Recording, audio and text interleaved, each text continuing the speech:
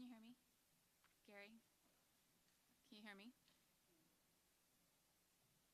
Can you hear me now? I don't know how to do the thing.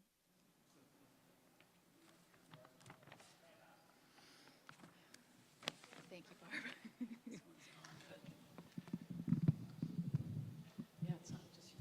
Hello. I'm Brenda. Today I'll be reading from Habakkuk, chapter 2, from 18. What good is an idol carved by man, or a cast image that deceives you? How foolish to trust in your own creation, a God that can't even talk. What sorrow awaits you who say to wooden idols, "Wake up and save us." To speechless stone images you say, "Rise up and teach us." Can an idol tell you what to do? They may be overlaid with gold and silver, but they are lifeless inside. But the Lord is in his holy temple. Let all the earth be silent before him. This prayer was sung by the prophet. I have heard all about you, Lord. I am filled with awe by your amazing works. In this time of our deep need, help us again as you did in years gone by. And in your anger, remember your mercy. I see God moving across the deserts from Edom, the Holy One coming from Mount Paran. His brilliant splendor fills the heavens, and the earth is filled with his praise. His coming is as brilliant as the sunrise. Rays of light flash from his hands, where his awesome power is hidden. Pestilence marches before him, plague follows close behind. When he stops, the earth shakes. When he looks, the nations tremble. He shatters the everlasting mountains and levels the eternal hills. He is the Eternal One. I see the people of Cushan in distress, and the nation of Midian trembling in terror. Was it in anger, O Lord, that you struck the rivers and parted the sea? Were you displeased with them? No, you were sending your chariots of salvation. You brandished your bow and your quiver of arrows. You split open the earth with flowing rivers. The mountains watched and trembled. Onward swept the raging waters. The mighty deep cried out, lifting its hands in submission. The sun and moon stood still in the sky as your brilliant arrows flew and your glittering spear flashed. You marched across the land in anger and trampled the nations in your fury. You went out to rescue the chosen people, to save your anointed ones. You crushed the heads of the wicked and stripped their bones from head to toe. With his own weapons, you destroyed the chief of those who rushed out like a whirlwind, thinking Israel would be easy prey. You trampled the sea with your horses, and the mighty waters piled high. I trembled inside when I heard this. My lips quivered with fear, my legs gave way beneath me, and I shook in terror. I will wait quietly for the coming day when disaster will strike the people who invade us.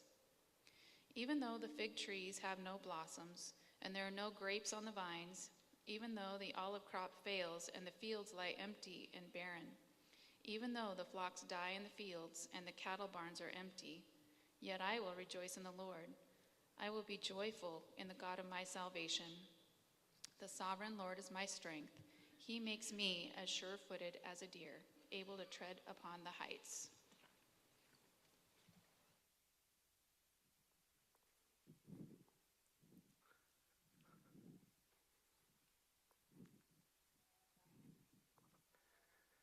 Morning, church. Ohayo gozaimasu. Buenos dias. That's all I know. Okay, so before I get to my sermon, I have a very important thing to discuss with the church here. My wife recently bought me this shirt. And it's outside my usual color palette. I was talking about this with Jake and Cammy beforehand.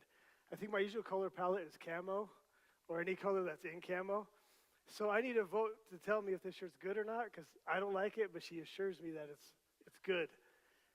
But this is not a Team Kenji, Team Michelle vote, right? This is a does the shirt look good or not vote, okay? So I'm going to ask you, raise your hand if you like the shirt or if you don't like the shirt. Okay, you ready? So who likes the shirt? Uh-oh. Who doesn't like the shirt? Dang it. Yeah, I have to now. Some of you back me up.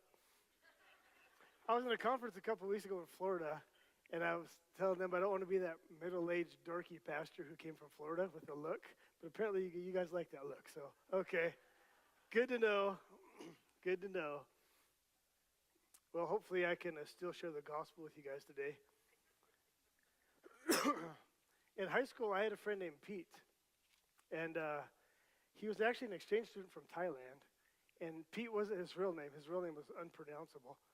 And I went to his house once to visit him, and it was interesting because he was 18 years old, but he was an exchange student in high school, so he had his own place. And I went to visit him, and that's the first time I ever saw an actual idol in my life. And there was a little carving of the Buddha, and this was the skinny Buddha, not the fat, chubby, happy one. This was the skinny Buddha, and he was sitting down, and he was in his typical lotus position, and in front of him was a bowl, and the bowl was a part of the idol that was carved into the idol. And so he had a piece of fruit in the bowl. And so I asked him about it, and he said the fruit was there for the Buddha. It was an offering to him. And so he told me that the orange would be there for a while until it got dry a little bit, then he would exchange it for something else. And at the time, I was actually a Zen Buddhist, so I understood Buddhism, but Buddhism doesn't really, theoretical, textbook Buddhism, doesn't really focus on idols, doesn't focus on spirits, doesn't focus on any of that. But in practice, we know that, the ideas of a religion tend to express itself differently than the ideas themselves, right? That's for every religion. So that's the first time I ever saw an idol. And it was interesting just seeing the Buddha sitting there, and Pete made an offering to the Buddha, and he hoped that in response the Buddha would bless him. He'd keep him healthy, make his life good, bless his family back home. And that was the first, most obvious time I've ever seen, what we would call idolatry. There was an actual idol sitting there, and he was interacting with the spirits or the gods through this little carving. In Habakkuk, which we've been in for a couple months now, one of the things that God, speaking in this chapter, condemns the nation that's going to bring judgment on Israel for, the Babylonians. He condemns them for being idolaters. And today I want to talk about idolatry. He condemns them for being idolaters. And we read the passage, so I won't read it again. But he said, you make something, and you made it with your own hands. And then you worship the thing that you made with your own hands as though it was more powerful than you. And it never speaks back to you. It never says anything. He goes, you can cover it with pretty gold and put makeup on it, do whatever you want, but it's still just something you made. And he says, it's foolishness. And he's saying what this idolatry does to them is that it disorganizes their whole life to a point to where they're willing to live in a way that doesn't please the true God. Okay, so that's Habakkuk's argument. So what is idolatry? Excuse me. My voice is still a little weak from my cold. So idolatry is, in the scriptures, God creates the heavens and the earth, right? In the beginning, God creates the heavens and the earth. And in Colossians, it says, through Christ, there's nothing that's been made that wasn't made by him. And so in Christianity, we have basically two categories. One category is God, and the other category is everything else. One category is the creator. The other category is the creation.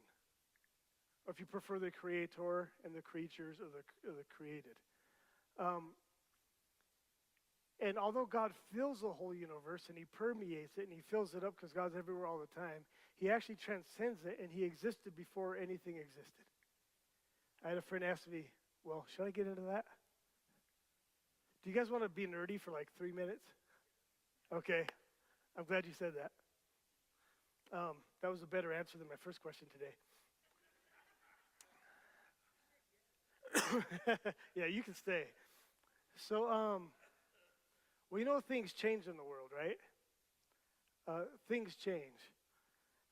And when something changes, we call that an effect. When something happens and something starts to be in a different way than it was before. So, example, my gut is a lot bigger than it used to be, right? That's something that changed from back in the day. So when we see a change in the world, like me getting taller sideways and standing up, when we see a change in the world like that, we know that there's a cause for whatever made that change. What was the cause in my case? Well, Fruity Pebbles were involved, and whole milk. Several times they were involved. So once I actually got Cocoa Pebbles and a quart of chocolate milk in a mixing bowl, and I destroyed the whole quart of chocolate milk, whole chocolate milk, of course, because why wouldn't you? And the whole bag of Cocoa Pebbles in one sitting. It was awesome. And now I got the diabetes. So there's a cause and an effect. I became a chubby guy, and the cause was I ate a lot of food. Well, when one domino falls, the cause that caused the effect is actually an effect of a previous cause. You guys with me?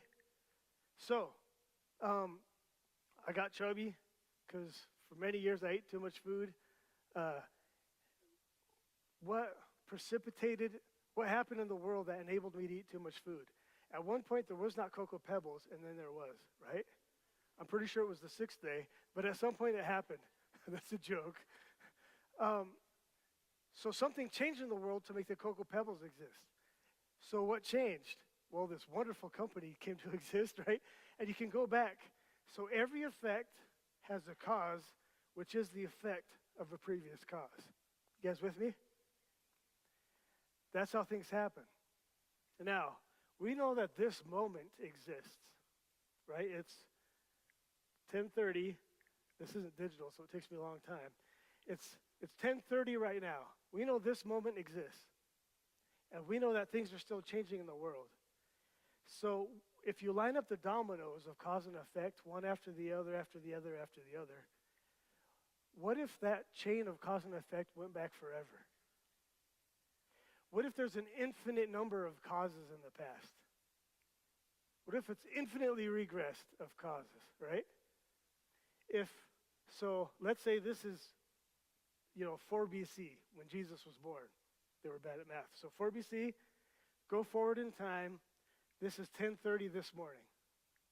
Okay? If I go back, here's when Jesus was born, and I keep going back infinitely to the very first cause, and the causes go back forever, how far am I walking? Forever, right? So let's go in reverse. Let's say I start in this infinite number of causes back away from this moment. How long would it take me to get to 10:30 this morning? Would I ever get there? I would never get to this moment because the causes and effects go back infinitely. Which means what? Because we know this moment exists, at some point we know there was a first cause. This is who we call God. So philosophically, it is necessary that not only is there a first cause, but that first cause itself is an uncaused cause. It had no beginning, because if it's not a thing that exists outside the whole system itself, and it's a cause within the system, it would still be a part of this infinite regression of causes which never got us to this moment. But we know this moment exists, therefore we know God exists. So we know that God exists, that he's infinite, that he's omnipotent, that he's almighty, and that he's powerful. And we know that God exists not just within the creation, but he expands himself and he exists beyond it, and he exists outside of cause and effect, outside of time. In the beginning, before there was a beginning, there was God. So we have two categories in the Christian perspective. There's God, the creator, the uncaused cause, the infinite, all-powerful being, and then there's everything else that had a cause. Everything else that started at some point. Why is this important? Because what idolatry is taking not the creator, but something in the creation, and is treating it as if it's the creator. So idolatry is taking a created thing and treating it as though it's God. And in this passage, literally, some guy carved out of a piece of wood and then covered with gold. And then they treated it as though it could give them access and it was a God. For my friend Peter, it was this actual thing sitting on a table. So we have two categories philosophically in the Christian mind. There's God and there's everything else. And idolatry is when you take a part of the creation and you treat it as though it's the creator. Now, I want to drop a couple analogies about this. In ancient times, idolatry was super obvious because what they would do is they would create the idol, they would cover it, and then they would make physical sacrifices to this idol in hopes that the god would bless them with something. See, for forever we've intuitively known that there's something wrong with the universe and that we have to make a sacrifice to adjust things in the world to make it right, or the way we would prefer it to be. We've intuitively known that before we were able to propositionally articulate it. So we acted that out in ritual, and the way we acted that out in religion and just in life in general is they would make an actual statue, cover it with gold, make physical sacrifices to it, hoping the god would bless them in a certain way. And depending on the kind of blessing you wanted, in the ancient world, you would go to a specific god. So, for example, in Roman times, there's the god of youth. His name was Juvenal, which is where we get the word juvenile. So the god of youth was Juvenal. And so you can make sacrifices to Juvenal, and hopefully he could bless you with different kinds of youthfulness. Hopefully you wouldn't get old, you wouldn't get sick, you wouldn't get creaky and bent over and forget things, right? Which happens when you get older. But if somebody worshiped being young, and it was really important to them to stay young, then they would make sacrifices to the god of youth, and if the sacrifice was appropriate and proper and good enough, they would get blessed with youth. If a merchant wanted to go on a trip and he wanted to have a very successful business venture, he'd make a sacrifice to the god Poseidon. And so before he went out on the seas, maybe Poseidon would bless him so he would have a speedy, good trip, and he could come back with more money than he left. But he would make a sacrifice to this god so that God could bless him in a certain way. And so people were interacting with gods all the time and making sacrifices to the gods all the time, which is why early Christians were thought of as atheists and they were thought of as antisocial. Because they sacrificed to the god for everything. Every public event, every game in the Colosseums, every Olympics, they'd make sacrifices to gods for everything. So Christians couldn't participate in a lot of social events because they wouldn't participate in sacrificing to false gods. And because they didn't believe in the gods, they just believed in that one. A lot of Romans saw Christians as anti-religious, state-hating atheists. And a bunch of rumors cropped up about how the Christians were. But what they knew the Christians didn't do is the Christians would not sacrifice to other gods. And so if they wanted to test if you're a Christian or not, that's what they make you do. They'd make you revile Christ and then sacrifice to another god. And if you refuse to do it, then you're a Christian, they could kill you. That was the test. So Christians and Jews for a long time were set apart because they wouldn't participate in the idolatry and what's the word? Not omnipresent. Ubiquitous. I have those things where you learn a word a day. So I have to use it so I remember it. So the ubiquitousness of sacrificing to the gods in the ancient world, Christians didn't participate in it, but it was everywhere. But now we're scientific and much more evolved and intelligent than that, aren't we? What's good is now in the world, we never make sacrifices to the god of youth, hoping that if we sacrifice to it enough, we will remain young and attractive to the world. We never make sacrifices to work or business or invisible forces behind that, hoping that if we just sacrifice enough, we'll have enough material comfort and therefore we'll be happy. Thankfully, we're way too evolved and intelligent for that. We never make sacrifices. I'm going to go there. So they would sacrifice the fertility gods back in the day, and they would actually kill their children, because if they killed their offspring for fertility gods, they hoped that the gods would bless them and their fields would be fertile so they could have material abundance. In our culture, we never kill innocent children in order that we might have more convenient lives and more material abundance, do we?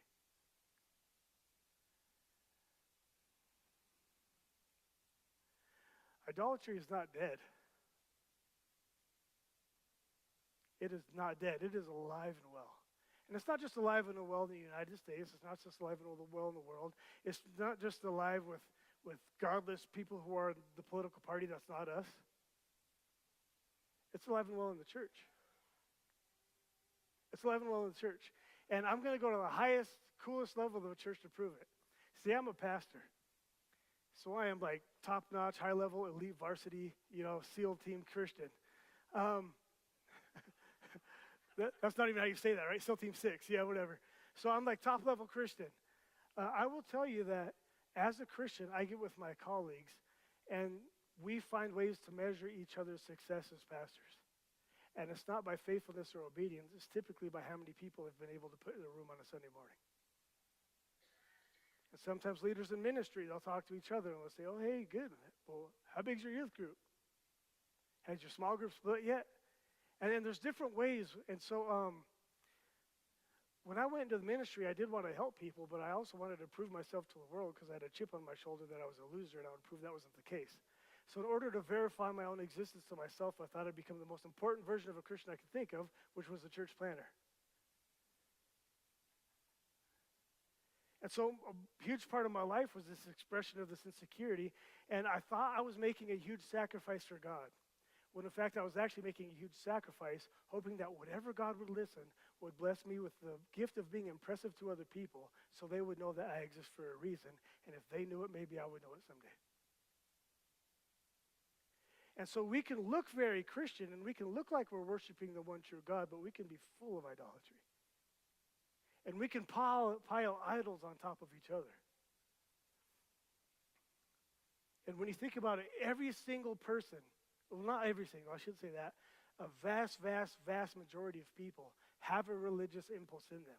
Almost everybody is religious. And almost everybody sacrifices things to something else, hoping that they'll get blessed in a particular way. Remember when we had these things that were called TVs?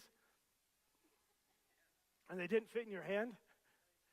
So back in ancient times, this is right before the T-Rex went extinct. What we would do is we would gather around this box of TV, and we would all just sit in like a semicircle around it, and we would watch TV as families. I was typically the antenna and the remote. See, like 3 people got that joke. That's so sad. You know, there's a lot of people in this room that didn't get that joke. Doesn't that makes, yeah. That's where we're at. So for people who don't know, TVs used to be stationary, right? And you used to have to tell kids to go physically change the channel and the knobs, and they had to be the antenna for the TV so it could get better reception. But if you took somebody from the ancient world, transported them to my living room, and they saw my family circle around this shiny box, watching it for hours on end, they would think they stumbled into a church service.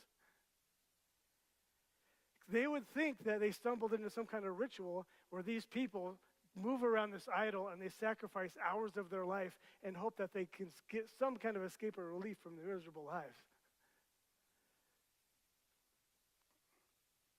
And what happened is because we've been so eager to kill God in the public square, people have turned to false gods and they've turned to idols because people are religious.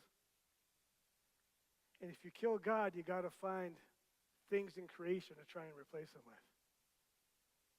And so you get people who pretend like they're scientific, who pretend like they're rational, but they take it on faith that there's invisible powers in culture that are manipulating whole groups of people such that some people are categorically oppressed based on just a few social markers, usually gender, race, or something like that. And there's invisible powers in the universe that determine who's and who's not oppressed.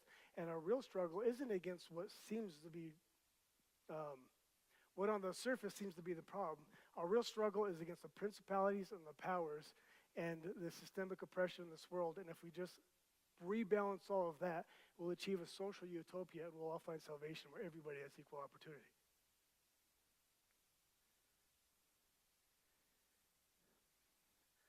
You know, I think racism is bad. I don't know if you guys know that. And I think that's probably the least controversial thing I will ever say in church. Racism is bad. Okay, no one stormed off disagreeing with me, right? We all agree with that. But treating anti-racism like a religion, that's bad. And what we see is we see people moving to alternative religions and alternative faiths. And we see them taking an oversimplified view of the world, and they even have the rituals and their mantras and the things that they need to say at the right time so they can fit in with the group so that they don't experience retribution and get excommunicated. See, I'm a pastor, so I see things in religious terms, and I'm telling you, a lot of the godlessness we're experiencing in our culture today isn't just because people are voting wrong, which is what a lot of you think. That's an incredibly third-grade assessment of the situation. What's actually going on is because we've ushered God off the stage, people are, because they're religious, finding other religions to attach themselves to, and what we're seeing people is finding new faiths, even if they don't call it that. And what is it? It's idolatry. It's taking something in creation and worshiping that. And see, I'm not just blaming the world. We're not one of those fortress churches that just builds the wall high and points at the world and cusses at them until our church dies and we're gone. Okay, that's not how we roll here. We're a bridge. We're a bridge into the world, and we send op teams into the world all the time to go bring back prisoners of war. Okay, we're a bridge, so we don't seal ourselves off. But in the church as well, we have alternate religions, and we have people, again, like I was as a pastor for a long time, who can look very religious but actually be very idolatrous. So let's go about this at, let's see, one more angle, then we'll wrap this up. Is that cool? Okay. I like money. I don't have very much of it, but I like it. Now, why do you think I like money? Is it because I like small, well, I don't even have small green bills anymore. I was going to say that. Yeah, it's like a microchip in my forehead or my hand, right? Just kidding. So, it's not because I like having little rectangular plastic cards. You know, rectangular plastic cards don't excite me. What is it about money that we like? Is it the money itself, or the fact that the money is an instrument that can get us other things? Right? So, the card does not have intrinsic value in and of itself. It has instrumental value. It has value as an instrument or as a tool. So, I don't like money because I like money. I like money because it gets me that Cocoa Pebbles that can give me that big old waistline that can give me the diabetes. Right? And if you chase these things up high enough, for another example, one of the things I really wanted to do when I was young was fall in love. Really wanted to fall in love. Why? Because falling in love is awesome. Because it's amazing. But I didn't want to fall in love just to fall in love. There were other things I wanted from a relationship. I wanted somebody else to complete me and make me happy, which if that's why you're getting married, it's a good reason, but it's a very dumb reason it won't work. But that's what I had in mind at the time. That was part of the plan. So I didn't want to fall in love just to fall in love. I want to fall in love to have a ride or die partner for life. And I want to fall in love too because I knew I wanted kids from a very young age. I never had a dad. I just wanted to be one. That was there the whole time. And so I've always known I wanted to be a dad. And so a big part of me falling in love wasn't just the falling in love itself. It was also that it would get me a family. And I don't know why I wanted a family. I didn't think it through at the time. I just knew why I wanted kids. By the way, which now I realize is the best thing I've ever done in my life. Right? If you're wondering about having kids, just do it. You're thinking, well, what if I'm a bad parent? Yeah, you probably are. Yeah, do it anyway. It will make you happier than not happy. It will provide more meaning to your life than anything else will. And, okay, this is a tangent. I'm asking for a couple minutes real quick. Women, the world has told you the best plan is for you to get an education in your 20s, become a boss babe, and then if you want in your 30s, that's when you start popping out kids. I want to humbly suggest to you, you might want to flop that narrative. They tend not to tell you how difficult pregnancy is after 30. Right when you hit 30 years old, your chance of successfully having and bearing a child goes to 50%. And it's crazy, but if you're pregnant in your 30s, they call it a geriatric pregnancy. Do you know what geriatric means? Let me come over here and look it up for you. But they call it geriatric pregnancy because it is. Because your body's good at popping out kids in the 20s, 30s not so good, 40s is very difficult. And so what the world hasn't told you, I don't know why, well I do know why, but that's a different sermon. What they've told you is you can put off family and you can always do it later when things are more comfortable and you have more maturity and you have more money. What they didn't tell you is your chances of successfully having children goes way, way, way, way, way, way down. And so when you want kids in your 30s, it's going to be very difficult to have them. And so what you end up with is a situation where you didn't plan on being childless, but you ended up that way because nobody told you. But there's nothing wrong with popping out kids first when you have a good chance for it, and honestly, the energy for them. And then later on, getting an education later and working later, because you're going to have a lot of empty nest years. And when your kids go to school full-time during the day, you're going to have a lot of time where at that point, if you want, you can go work. And if you're the dad who's staying at home, same thing. I mean, you could be the one going to school at that time when your kids are in school full-time. And it only takes a few years. I know until then, it feels like you're going to die every day, and your kids are too. But once kids get into school, that's when you can have time to put together a career, to put together investment, stuff like that, and the world will not pass you by. And you should ask around, because there's a lot of people who believe the false timeline, and they ended up not having kids when they wanted them. Almost everybody wants to have kids. So if you do want to have kids, I suggest you pop them out early. Which means, dang it, which means you need to find somebody. You don't have as long to find somebody as you think you do. The chances are the first guy or two or three or four you get with are probably losers, right? You don't know what you're looking for. You don't understand the world. You don't know your left from your right. If they're kind of charming and they smile and they have most of their teeth, you're in, right? So you're going to go through a few losers probably before you find somebody who's going to be tolerable enough to where you can build a life with them for the rest of your life. So romantic, I know. But let's say cut 2, 3, 4 years at a shot. How many chances are you getting then to find your life partner? It's not a lot, right? So this other idea that you can kind of stay single and celibate forever and just kind of hang out, I'm just saying, if you want to have kids, get on it. Okay. But the reason I wanted to fall in love and get with somebody wasn't just for the romance itself, although that's a good thing, isn't it? But it was also so I could have children, which is a greater thing. And then once I had children, I realized that I wasn't just responsible for my kids, but God was also asking me to be responsible spiritually for a church. So my circle of responsibility, my scope of responsibility expanded. Why do you work your job? Some of you do it just because you love your job, right? Most of you don't get that benefit. Most of you are working your job because you have to, because not the job itself is the reward, but the money you get from the job is the reward, but that's not the reward, but what the money can get you in life, like being able to provide for your family, is the reward. So, why am I saying all this? Because if you follow the reasons, and if you follow all of the instruments, and you follow all of the tools to the end of the line, and you see what is that thing at the top, what's that thing you're really doing everything for, you found your God. You found the thing towards which everything else flows. And most of us don't sit down and think about this.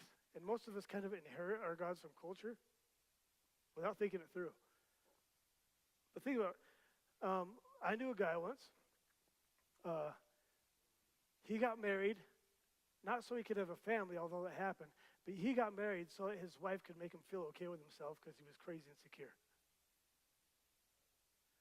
Okay, and then he picked his job based on, one, the job he fell into, but the job he kept was the job where people seemed to appreciate him the most, whether he liked it or not.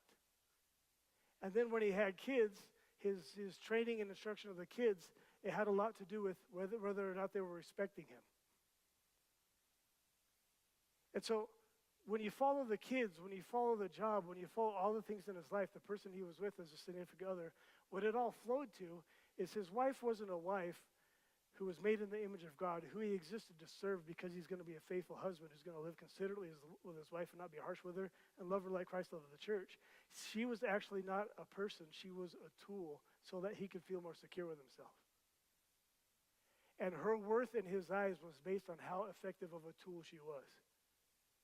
You know, if I have a crescent wrench that won't stay locked down, you know what I do with it? Chuck it across the room. And I say good words in prayer, right? Then I find a different crescent wrench. Because if it's not doing its job, what good is it? Well, some of us look at people that way. And he would look at his spouse that way. And he would look at his kids that way. He looked at his job that way. And everything flowed towards him egocentrically, narcissistically as well, in this case clinically. Everything flowed towards him feeling like an important person in the world. So what was his God? His God was his reputation. And he was willing to orient his family towards that, his work towards that, and he was willing to sacrifice his family towards that, sacrifice his work for that, and they were all tools to accomplish that.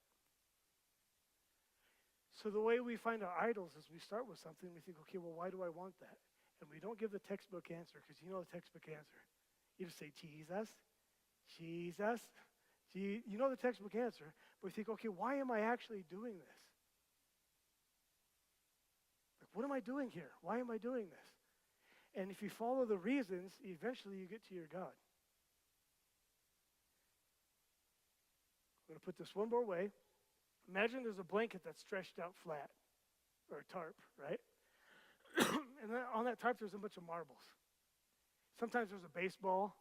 Sometimes stuff bigger than marbles, like a baseball, a bowling ball, that makes a big old dip in the tarp. When I flick a marble and it goes kind of near the gravity of that marble in the tarp, it'll eventually start spiraling around it and fall towards the ball, right? So, think of your life as this tarp, and all the things you have in your life as things on the tarp. I have a job. I have 4 kids, right? I have a spouse. I got this part of my job. I got these people I hang out with. I got my Wednesday night man group. I got all these things I put on the tarp. Okay.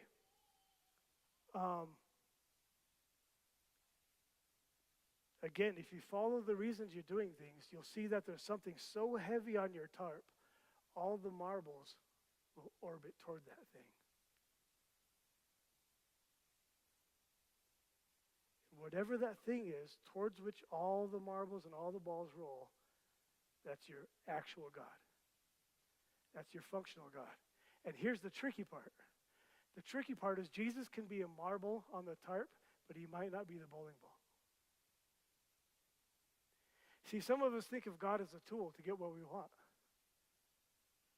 And I see this a lot. People think, well, my marriage is messing up. Maybe if I get back to church and my wife sees I'm trying, maybe God will help me fix my marriage. So God is a tool to fix the marriage. Now, he will, because he's awesome.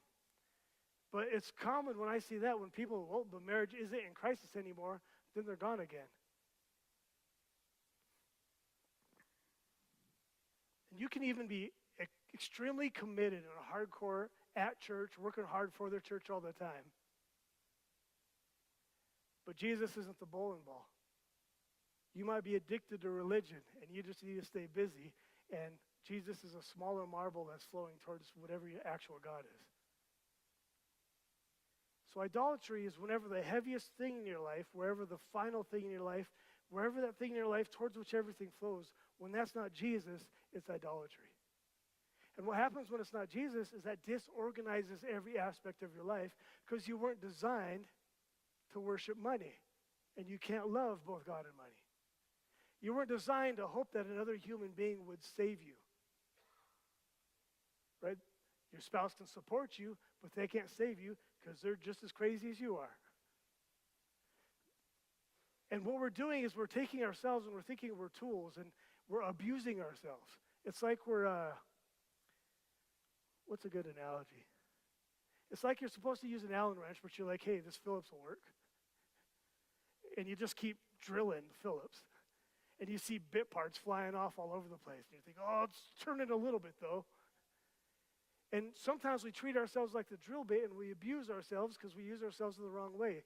And when you organize yourself to worship something that's a part of the creation rather than the creator, what you're doing is you're spinning yourself into a hole where you don't fit, and you're destroying and disorganizing your life even if you don't know it.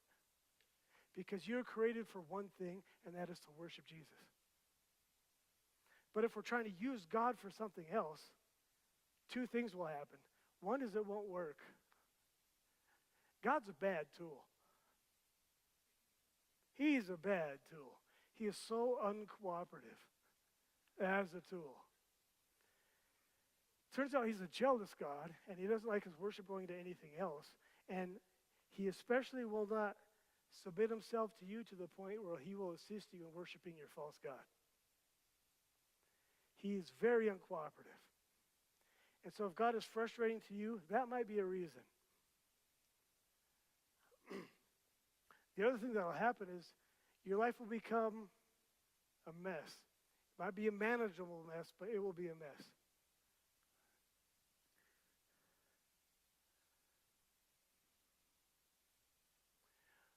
One of the reasons that idolatry is condemned so often in the scripture is because it's so pervasive, but it also violates the greatest commandment, which is to love the Lord your God with all your heart, soul, strength, and mind. The second commandment is don't have any other gods before him. And it's weird, we've created a church culture where we tolerate a lot of idolatry. And you even have churches that you think the main reason you went there and believed in Jesus is because if you could muster up enough emotional faith in that moment, then God will give you more money and more comfort in your life and answer your prayers. And every Sunday service, you show up, you all get excited, you ask God for stuff, and you leave believing he's going to give it to all of you because God's a good tool, and he will effectively fulfill whatever dreams I have in my mind. You've read the Bible, right? You know, Jesus was in the Garden of Gethsemane. We're talking about Jesus here. Jesus could do some pretty sweet stuff. When he prayed, amazing things happened. Remember the time he walked on water? Like he walked on it. And then when he got to the other side, remember when he just spoke that demon and all the thousands of demons just ran away from him? I mean, he did crazy stuff. Remember that one time that mom's son was dead? And he's like, not today. And he got up. Like Jesus had answered prayers. He didn't use God just for things, but amazing things happened through Jesus. And even small miracles. Remember that time he paid attention to that woman who was the wrong race and had been divorced several times, had to get her water in the middle of the day so she could avoid everybody else, and he had a conversation with her like she was a human being? Remember when he gave her her dignity back? I mean, he did amazing things all the time. So he's in the garden, and he's headed to the cross, and he asks God, Lord, if there's any other way, take this cup from me. Make it so I don't have to go to the cross. Let's find another way.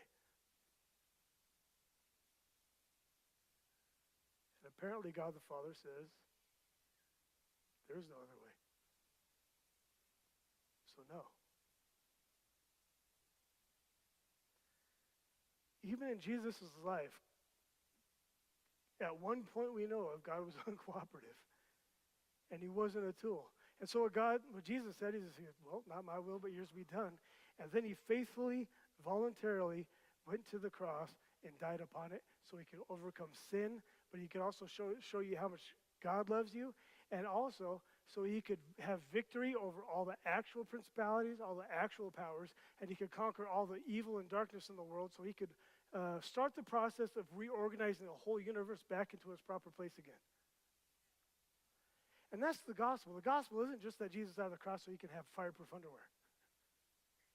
It's so much more than that.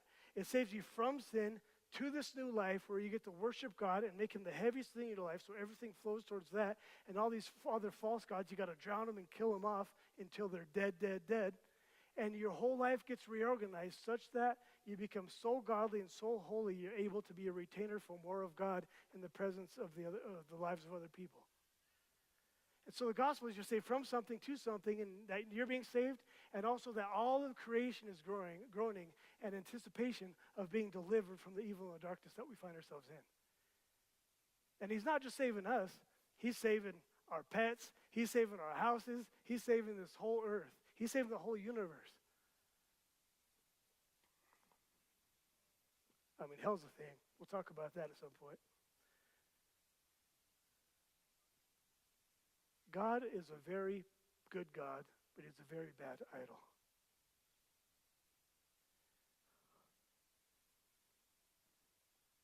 So here's what we're going to do to close this up. I think we're not doing communion today because I think we're short on servers. But we're just going to spend a moment in prayer.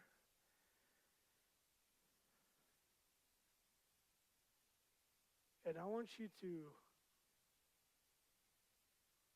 move into this place in your faith where Jesus is the heaviest thing on the blanket.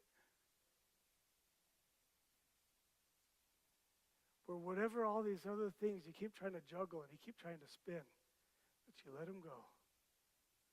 That you turn away from them, you repent from them, and you just worship Jesus alone.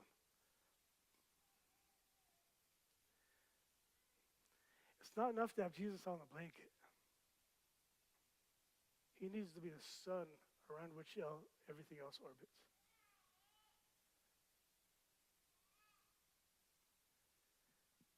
I want us to be a church of friends. I want us to be a church of relationships. I want us to be a church that serves and shares the world. But you know, above all these things, what we should be a church of? We should be a church that knows how to, with our heart, soul, mind, and strength, knows how to worship Jesus alone. And that means killing all the idols in our life. Lord Jesus, we pray that you give us an awareness about our lives. Help us to see the things in our life that compete with you. And help us to stop being so half-hearted in our worship towards you. Help us to live a life of constant repentance where we're always turning away from things the world is trying to lure us toward and instead worship you alone. Lord, for us men, help us to be good fathers because it honors you and it's worshipful of you. Not because it makes us feel important. Help us to be good husbands, not because we want our wives to treat us nice, but because we're Christian and we want to honor you. Help us to be good workers or good employers because everything we do is for you. The books we read, the movies we watch, the time we spend, everything we do, Lord. The days at the lake, the days with somebody who just got a cancer diagnosis, the days with somebody who just lost a loved one, the days with somebody who just had a baby born. Lord, in all things, help us to do everything for you, because of you, and to your glory. Lord, help us to trust you, whether the sun's shining or not. Help us to walk in faith, worshiping you alone. Not for the gifts you can give us, but because the giver is beautiful and good, and above all worthy. So Lord, make up worshipers. We pray this in Jesus' name. Amen.